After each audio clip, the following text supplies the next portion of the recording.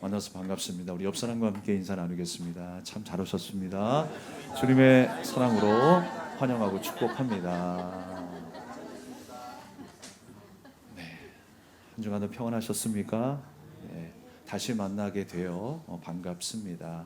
오늘 주 안에서 안식을 누리고 하늘의 부유함을 누리는 귀한 아침 되기를 축복합니다. 여러분, 안식일이 어떤 날이라고 그랬습니까? 내가 있어야 할 자리를 찾는 것이 안식이라고 그랬어요. 우리가 날짜도 중요하고 자리도 중요합니다만 더 중요한 것은 우리의 마음입니다. 하나님 앞에서 예배자로 서 있는 그 자리가 우리가 있어야 할 자리입니다. 우리의 몸은 있는데 우리 마음이 없다면, 예배자의 마인드가 없다면 온전한 예배가 될 수 없겠죠. 여러분의 마음과 중심을 하나님 앞에 드리는 안식을 누리는 귀한 아침 되기를 축복합니다. 오늘 말씀의 제목은 하나님은 나에게 어떤 능력이신가 라는 제목을 함께 은혜를 나누겠습니다. 여러분은 여러분의 자녀가 나를 어떤 부모로 기억하기를 원하십니까? 우리가 사실 한 끗 차이긴 합니다만 그 미묘한 방향 때문에 다르게 생각되어질 수도 있을 것 같습니다. 각자 나름대로 최선을 다해서 우리가 우리 자녀들을 키웠다라고 생각하겠지만 미묘한 방향의 차이가 있습니다. 그 결과가 완전히 달라질 수 있어요. 한 가지는 뭐냐면 자녀를 내 유익을 위한 수단으로 보았는가, 아니면 존중받아야 될 독립된 인격으로 보았는가, 여기에 따라서 자녀가 부모를 기억하는 것이 다르게 나타날 수 있다는 거예요. 어떤 자녀도 어떤 부모도 우리 자녀를 개선적으로 또 자기 유익을 위해서 양육하는 그 부모는 없을 거라고 생각합니다만 간혹 그런 부모도 있더라고요. 우리가 정말 하나의 독립적인 인격체로 성장할 수 있도록 돕는 것, 서포트하는 것, 사랑으로 양육하는 것, 그것이 바로 우리 자녀에게 기억되는 부모상이 되어야 될 줄로 믿습니다. 이미 자녀들은 그렇습니다. 부모를 기억할 때에 의무적인 양육이라든지 아니면 학비 조달을 해주는 부모님으로 우리가 기억하지만, 그것보다 더 중요한 건 뭐냐면 나를 진정으로 사랑했던 부모님, 내 인생 가운데 살아갈 용기를 주셨던 부모님으로 기억될 수 있길 바랍니다. 또한 더 중요한 것은 무엇입니까? 부모님을 통해서 하나님이 어떤 분이심을 그의 삶을 통해서 가르쳐 주신 부모님, 그 부모님으로 기억되는 우리 자녀, 또 우리 부모가 되어야 될 줄로 믿습니다. 오늘 본문의 말씀 속에 여호와께서 다윗과 함께 계심을 보고 알았다라는 말씀 구절이 나와요. 사울이 다윗을 시기하죠. 그래서 다윗을 죽이려고 애를 씁니다. 창을 던져도 그 창이 다윗을 피해갑니다. 수많은 일들 속에서 이 사울은 다윗을 죽이려고 괴롭히지만 하나님께서 다윗과 함께 하시는 역사가 일어났습니다. 오늘 사울이 다윗을 두려워했었던 이유가 무엇일까요? 오늘 본문의 말씀이 기록하기를 더욱 두려워하였다라고 했어요. 이미 여러분, 사울은요 사무엘에게서 하나님의 말씀을 들었습니다. 하나님이 너를 버리셨다. 사람이 버림받았다라고 하는 이 충격과 이 아픔이 어떤 것일까요? 당해본 자만 알겠죠.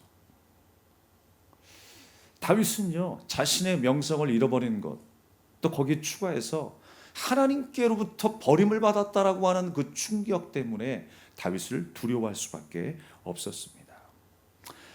다윗이 하는 일마다 승리하고 백성들과 또 심지어 자신의 딸 미갈까지도 다윗을 사랑하는 모습을 보면서 사울은 다윗을 더욱 두려워하였다라고 이야기했어요.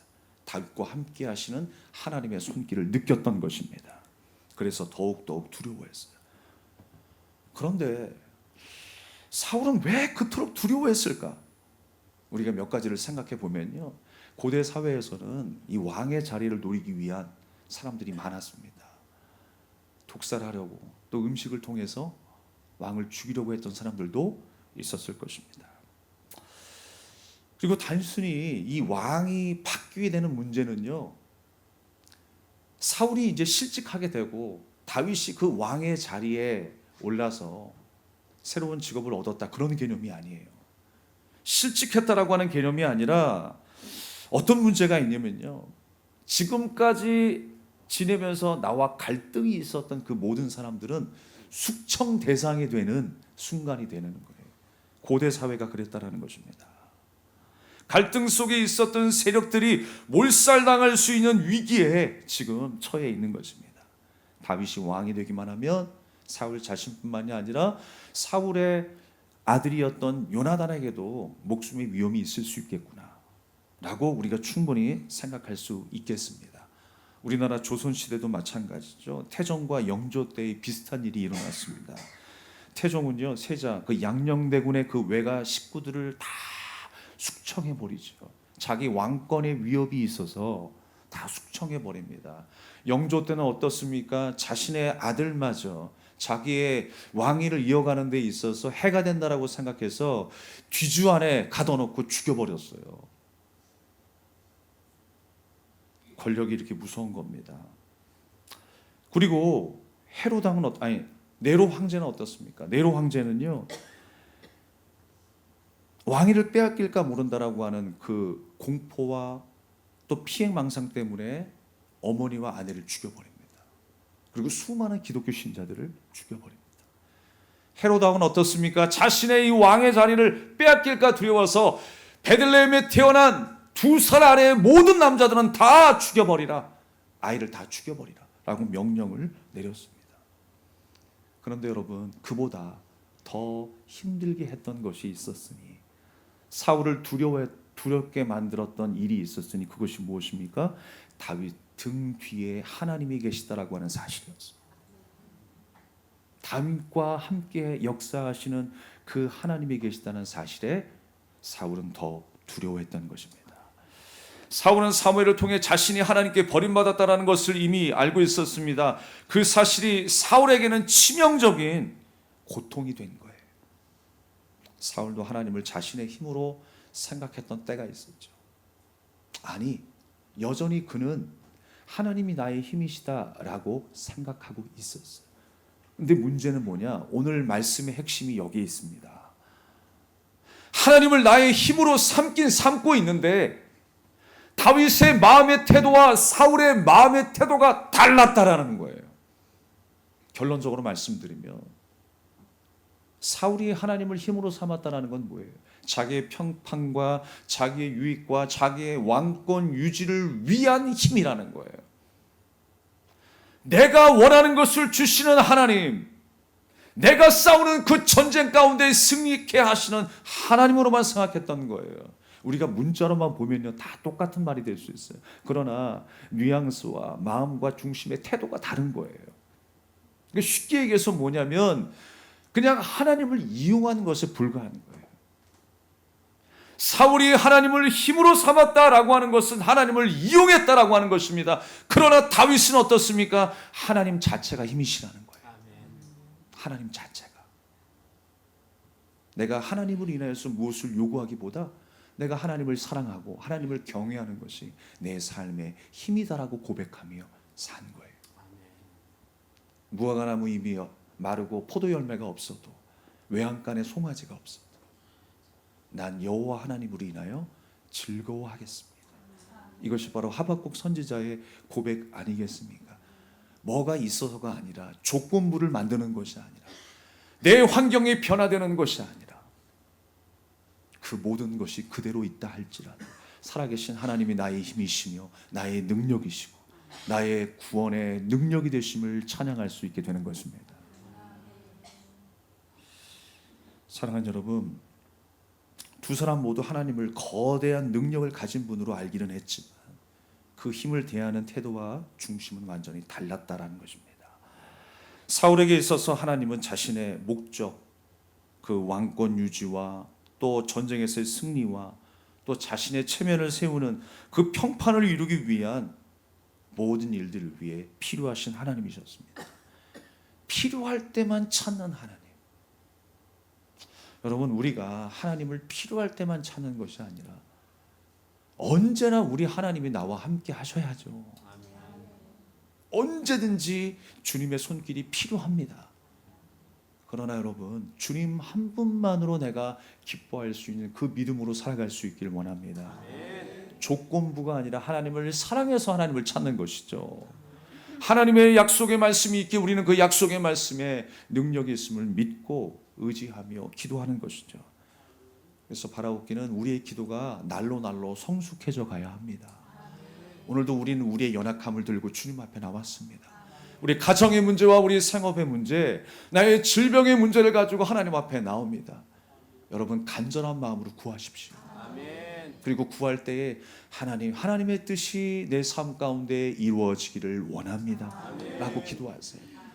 하나님, 나의 연약함을 통해서 우리 삶의 우리 가정과 생업의 문제를 통하여서 하나님께서 이루시고자 하는 일이 무엇입니까? 하나님, 이 상황을 통하여 더 굳건히 일어나게 하여 주시옵소서. 하나님의 섭리를 깨닫게 해달라고 기도하는 여러분 될 수 있기를 바랍니다. 하나님이 그 목적을 위해서 그런 환경들을 허락하셨거든요. 우리는 항상 지혜가 짧아서 우리 앞에 보여지는 것만 다인 줄 압니다. 우리 손에 쥐어진 것만 다인 줄 압니다. 그러나 우리가 그 깊은 하나님의 뜻을 알아갈 수 있도록 기도하는 우리가 되어야 할 줄 믿습니다. 사울에게 있어서 주셨던 그 마음, 그 하나님의 영이 다 사라져 버렸습니다. 그가 했었던 종교적 모든 행사도 그야말로 의식에 불과한 예배였습니다. 종교적 행위에 불과했다라는 거예요. 그는 하나님께 버림받았다라고 하는 그 선언을 들으면서도 뭐라고 이야기했는 줄 아십니까? 사무엘상 15장 30절의 말씀이 이런 말씀이 있어요. 사울아 이르되 내가 범죄하였을지라도 이제 청하옵나니 내 백성의 장로들 앞과 이스라엘 앞에서 나를 높이사 나와 함께 돌아가서 내가 당신의 하나님 여호와께 경배하게 하소서 하더라. 말들은 다 좋은 말을 사용했는데 회개하면서도 뭐라고 이야기를 해요? 나를 높이사, 나를 높이사. 죄의 고백도 정치적으로 하고 있어요. 하나님 앞에 예배 드리는 것도 정치적으로 예배를 드리고 있어요. 마음을 드리지 아니하고 뜻을 드리지 아니하고 자기의 성품을 드리지 아니하며 백성들 앞에서의 체면이 더 중요했던 사울의 모습이었다라고 하는 것입니다. 가만히 보면요, 이 사울의 그 모습과 태도를 보면 우리는 무엇을 느끼냐면요, 자신이 가지고 있었던 그 힘과 그 모든 것들을 한순간에 잃어버렸을 때 찾아오는 그 절망과 두려움이 얼마나 대단한가를 우리는 생각할 수 있게 되는 것이죠. 사울이 힘을 가지고 있었을 때는 자신의 존재를 증명할 수가 있었습니다. 세상을 통제할 수가 있었습니다. 그리고 안심하며 안정감을 누리며 살아갈 수가 있었습니다. 그런데 그 힘을 상실했을 때, 하나님 앞에 버림받았을 때에 그의 모습은 어떤 모습이었습니까? 이루 말할 수 없을 만큼 공포와 두려움 속에 살아갔다라는 것입니다. 삼손의 경우 어떻습니까, 여러분? 삼손이 엄청난 힘을 가지고 있었죠. 사자도 때려 눕힐 만큼, 1000명을 나귀 턱뼈 하나로 물리칠 만큼 엄청난 힘을 가지고 있었습니다. 그런데 들릴라가 계속 유혹을 합니다. 블레셋 군대의 사주를 받아가지고 당신의 힘이 어디서 나옵니까? 당신의 힘이 어디서 나옵니까? 계속 물어봅니다. 그랬을 때 삼손이 뭐라고 이야기했습니까? 어디서 힘이 나온다 그랬어요? 내 머리카락에서 힘이 나옵니다라고 이야기를 했어요. 여러분에게 묻겠습니다. 삼손의 힘은 어디서 나온 거예요? 어디서 나온 거예요, 여러분? 정확하게 말씀을 못 하시네. 머리카락에서 나온 게 아닙니다. 하나님에게서 나왔어요. 하나님이 그 힘의 근원이 되시는 거예요. 그 사실을 삼손은 까마득하게 잊어버리고 있었던 거예요. 우리에게 힘이 주어지면요, 그 힘이 내게서 나온 줄 알아요. 내가 편안하게 살아가 보면 그 편안한 삶이 당연한 줄 알고 오늘을 살아가요. 하나님의 십자가의 은혜가, 나를 위하여 죽으시고 부활하신 그 예수 그리스도의 은혜가 어느 순간에 당연하게 여겨질 때가 있을 거예요. 그러나 여러분, 당연한 게 아닙니다. 어떻게 하나님의 은혜가 당연할 수 있습니까? 100번을 곱씹어 생각해봐도 1000번을 곱씹어 묵상해봐도 당연한 게 아니죠. 자격 없는 나에게 주신 하나님의 은혜인 줄로 믿습니다. 값없이 주신 그 은혜와 사랑이 내게 부어졌다라고 하는 사실을 우리는 기억해야 한다라고 하는 것입니다. 삼손은 육체의 눈이 뽑히고 나서야 영적인 눈이 떠지기 시작했습니다. 또 자신이 가졌던 힘을 모두 잃고 나서야 그 힘의 진짜 주인이 내가 아니라 하나님이심을 알게 되었습니다. 오늘날도 마찬가지일 것입니다. 누군가는 젊음을 잃어버리고 건강을 잃어버리고, 누군가는 재력과 또 사회적 지위, 또 누군가는 타인의 인정과 사랑, 그 모든 것들을 힘으로 삼다가 잃어버리는 사람들이 있을 것입니다. 잃어버리는 순간들이 찾아오게 됩니다. 그때 여러분, 많은 사람들이 어떻게 생각할까요? 이제 내 인생은 끝났다라고 그 절망 앞에 직면하게 될 것입니다. 야, 이제 내 전성기는 끝났다. 내가 살아갈 힘은 이제 다 소진됐다라고 생각하게 될 것입니다.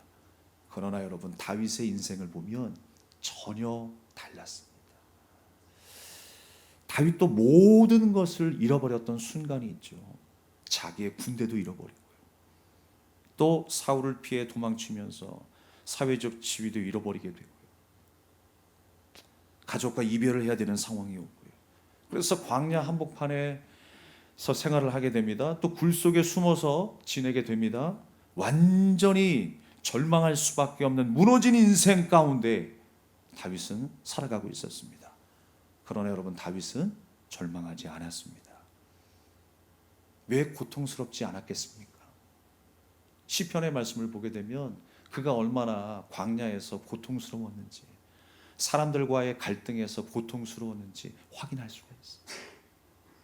그러나 그는 하나님만을 나의 힘으로 삼았기 때문에 모든 것을 다 잃어버렸다 할지라도 살아계신 하나님을 향한 그 믿음은 버리지 않았습니다. 그래서 시편의 말씀을 보면 자기의 고통스러운 삶을 묘사하면서도 자기의 한탄스러운 그 삶을 하나님 앞에 아뢰면서도 그 마지막은 하나님을 신뢰하고 하나님을 찬양하는 말씀으로 끝납니다. 그의 신앙의 고백이 그랬어요.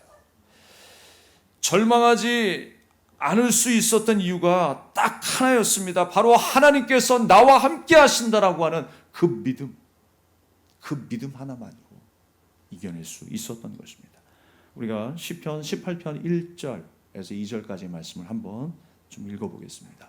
자, 시작. 나의 힘이신 여호와여, 내가 주를 사랑하나이다. 여호와는 나의 반석이시요 나의 요새시요 나를 건지시는 이시요 나의 하나님이시요 내가 그 안에 피할 나의 바위시요 나의 방패시요 나의 구원의 뿌리시요 나의 산성이시로다. 할렐루야. 여러분, 이보다 어떻게 더 표현할 수 있을까요? 전부라는 거예요. 전부. 하나님이 나의 전부이십니다라는 거예요. 나의 시작도 하나님이시고 나의 끝도 하나님의 섭리와 하나님의 인도하심 가운데 있다라는 것을 믿고 있었습니다. 다윗에게 진짜 힘은 환경이나 조건이 아니라는 거예요. 살아계신 하나님이라는 것입니다. 세상의 모든 힘을 빼앗겨도 본질적인 힘이 여전히 자신과 함께하고 계셨기 때문에 광야에서도 노래할 수 있었다는 것입니다. 적 한복판에서 죽음의 위기 속에서도 그는 하나님을 신뢰할 수 있었다라는 것입니다. 오늘 본문의 말씀에 보면 사울이 자기 아들을 시켜서, 자기 신하들을 시켜서 다윗을 죽이라고 명령을 내립니다. 그런데 하나님의 영이 다윗과 함께 하셨기 때문에 절대로 그렇게 하지 못하도록 하나님이 막으시죠. 아무리 왕의 아들이라고 해도 왕의 어명을 어기게 되면 사형입니다. 근데 요나단은요, 뭐라고 이야기했습니까? 다윗을 너무너무 사랑하는 거예요. 인간적으로 사랑하는 것 이상으로 사랑하는 거예요. 오늘 본문 말씀에도 심히 좋아했다라고 말씀하고 있어요. 아니, 뭐가 그렇게 좋았을까요? 그의 용모가 좋았을까요? 골리앗을 물리쳤기 때문에 블레셋과의 전쟁에서 승리했기 때문에 그가 다윗을 좋아했을까요? 이건 우정 이상의 사랑이에요. 무엇 때문에 좋아했을까요? 다윗은 무엇을 고백했습니까? 골리앗과의 전투에서 전쟁은 하나님께 속했다라고 고백했던 사람이었어요. 그 전쟁이 하나님께 속해 있다라고 하는 의미는 무엇입니까 도대체? 하나님이 나의 전부가 되신다라는 거예요. 자신들의 무기와 힘과 군사력으로 싸우러 저 블레셋 같지 않냐. 오직 살아계신 하나님, 그 하나님을 의지하며 싸워 승리하는 우리 이스라엘이다라고 이야기하고 있는 것입니다. 그렇게 요나단이 다윗을 좋아했다라고 하는 의미는 뭐냐면 그 사람의 생각과 내 생각이 같았기 때문이라는 거예요. 하나님을 사랑하는 마음이 같았기 때문이라는 거예요. 하나님을 경외하는 마음이 같았기 때문이라는 것입니다. 세상에 있는 사람들의 그 숫자에 의해서 우리가 전쟁에서 승리하는 것이 아니라 숫자와 상관없이 하나님이 함께 하시면 승리할 수 있다라고 고백한 사람이 바로 요나단이에요. 그런데 다윗도 그렇게 고백하고 있잖아요. 전쟁은 우리에게 속한 것이 아니라 하나님께 속해 있다. 마음이 같은 거예요. 여러분, 우리가 교회 공동체 안에서 마음이 같아야 합니다. 같은 마음이 있으면 문제가 있을 수가 없어요. 사단의 공격이 우리를 무너뜨릴 수가 없습니다. 그러나 하나님을 향한 마음과 세상을 향한 마음이 공존하게 될 때에 트러블이 일어날 수밖에 없습니다. 인간적인 마음이 앞설 때에 다툼이 일어날 수밖에 없습니다. 사랑하는 여러분, 하나님을 사랑하십시오. 하나님의 말씀을 생명처럼 여기십시오. 하나님의 그 말씀이 우리의 양식이 되음을 믿고 날마다 그 말씀을 찾고 의지하며 그 약속을 근거로 구하시는 저와 여러분의 삶이 되기를 주님의 이름으로 축원합니다. 눈에 보이는 세상의 힘, 권력과 돈과 무기, 이 모든 것들을 의지하지 않고 오직 보이지 않는 하나님을 신뢰하겠다라고 하는 그 마음의 중심, 그것이 바로 전쟁은 하나님께 속해 있습니다 라고 하는 고백이라는 것입니다. 그래서 요나단이 그런 다윗을 좋아했다라고 하는 의미, 나와 동일한 생각을 갖고 있었기 때문에 심히 좋아했다라고 고백하고 있습니다. 여러분, 하나님의 뜻을 사랑하는 사람을 더 존중히 여기는 우리가 될 수 있기를 바랍니다. 예, 혈연관계, 또 내가 오랫동안 알았기 때문에 그를 더 사랑하는 것이 아니라 하나님의 뜻을 사랑하기 때문에 사랑하는 자들이 되십시오. 그래서 여러분, 그 귀한 일에 목숨 걸고 요나단은 다윗을 돕기 시작합니다. 사울의 칼을 피해서 도망다니고 있는 그 다윗을 숨겨주기도 했습니다. 그리고 심지어 자기 아버지에게 나가가지고 담대히 나가서 다윗을 변호하기 시작합니다. 당신 앞에 죄를 짓지 않았지 않습니까? 그 다윗의 무고함을 변호하는 그 변호사의 역할도 요나단이 했던 것입니다. 자기 생명과 같이 사랑했던 요나단이었습니다. 그것은 곧 하나님의 뜻을 자기 생명처럼 여겼다라는 거예요. 요나단은 가만히 있기만 해도 자기 아버지에 이어서 왕이 될 수 있는 사람이었습니다. 그러나 그것이 하나님의 뜻이 아니라는 걸 알았어요. 다윗이 이제 제2의 이스라엘의 왕이 될 것을 알고 있었어요. 그것이 하나님의 뜻임을 믿고 있었던 것입니다. 그래서 다윗을 섬기기 시작합니다. 다윗의 길을 함께 도와서 하나님의 뜻이 이루어지기를 간절히 원했던 요나단의 모습이었습니다. 그러니까 여러분, 하나님을 경외하고 하나님의 다스림 안에 있었던 그 두 사람의 모습이 우리의 삶의 모습이 되기를 주님의 이름으로 축원합니다. 오늘 말씀의 제목처럼 하나님은 나에게 어떤 능력이신가?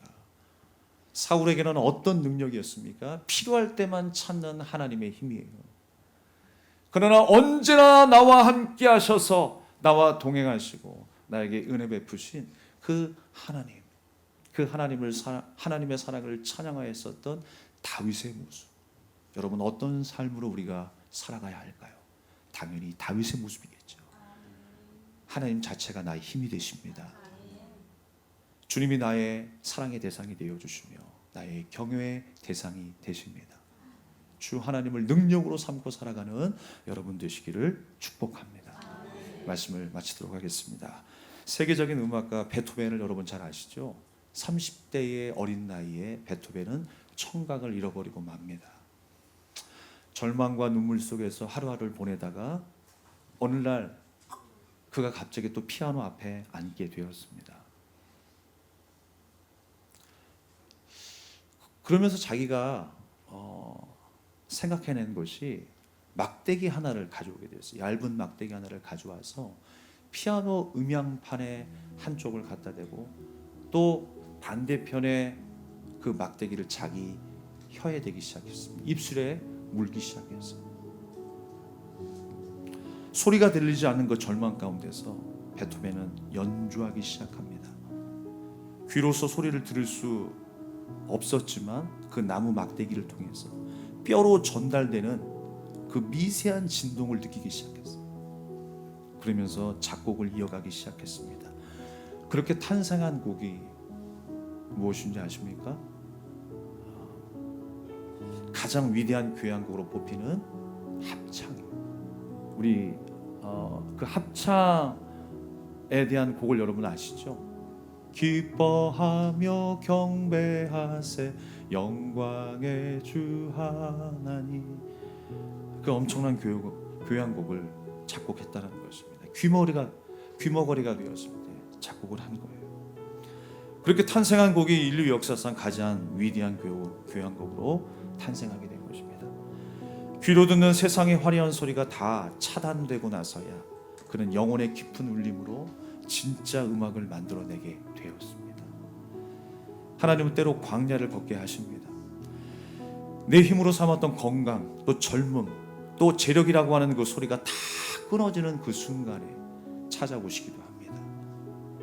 그래서 우리는 절망의 순간이지만 하나님을 더 깊이 만날 만한 때가 됩니다. 하나님을 더 의지하고 찾게 되는 순간이 됩니다.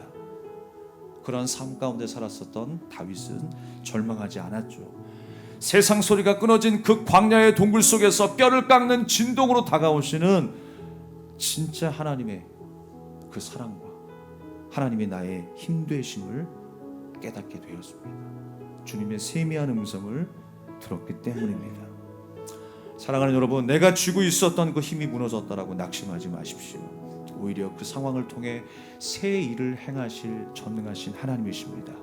하나님 한 분만으로 노래할 수 있었던 다윗처럼 하나님 자신을 힘으로 삼고 주님께서 인도하시는 그 길을 묵묵히 믿음으로 걸어낼 수 있는 저와 여러분의 한 주간의 삶이 될 수 있기를 주님의 이름으로 축복합니다. 우리 함께 찬양 드리며 기도하겠습니다. 그 선한 힘에 고요히 감사하여 그 놀라운 평화를 누리며 나 그대들과 함께 걸어가네. 나 그대들과 한 해를 여네. 지나간 허물 어둠의 날들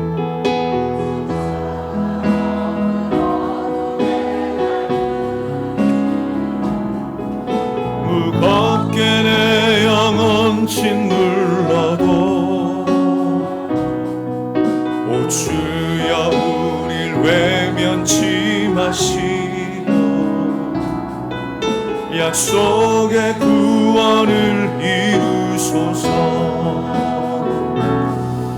그 선한 힘이 우릴 감싸시니 믿음으로 일어날 기대하네. 주 언제나 우리와 함께 계셔 하루 또 하루가 늘 세워 주께서 밝히신 내리신 작은 촛불이 어둠을 헤치고 타오르네. 그 빛에 우리 모두 하나 되어 온 누리에 비추게 하소서. 그 선한 힘이 우릴 감싸시니 믿음으로 일어날 일 기대하네. 주 언제나 우리와 함께 계셔. 하루 또 하루가 늘 새로워. 이 고요함이 번져갈 때, 이 고요함이 깊이 번져갈 때